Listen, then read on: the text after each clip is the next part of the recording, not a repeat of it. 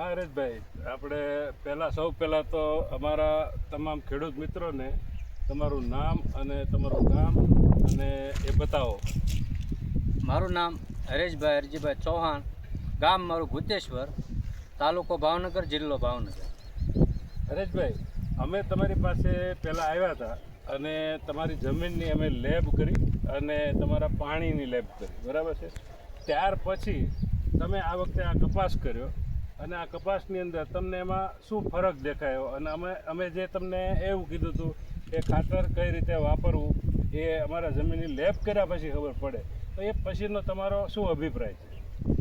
તમે જ્યારે મારી પાસે આવ્યા ત્યારે તમે મને એવું કીધેલું કે તમે આ જે ખેતરમાં તમારી ખેતી મોલાત કરો છો તો કઈ રીતે કરો છો, તો મેં તમને એવું કીધેલું કે અમે એટલું ખાતર નાખીએ છીએ, એટલા વીઘા દીઠ એટલે અમે ખાતર નાખીએ, ડીએપી છે, યુરિયા છે.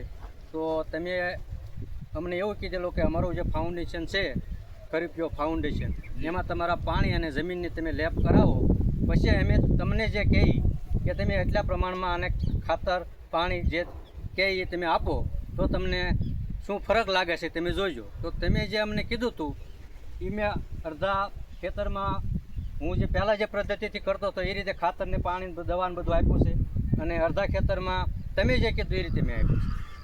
ખૂબ સરસ.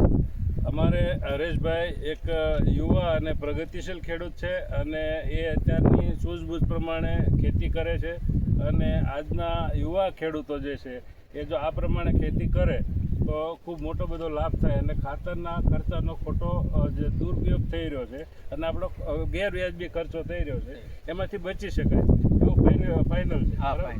તો ખરીપ્યો ફાઉન્ડેશન ટેકનોલોજી તરફથી તમને અમે ખૂબ ખૂબ અભિનંદન આપીએ છીએ. Thank you very much.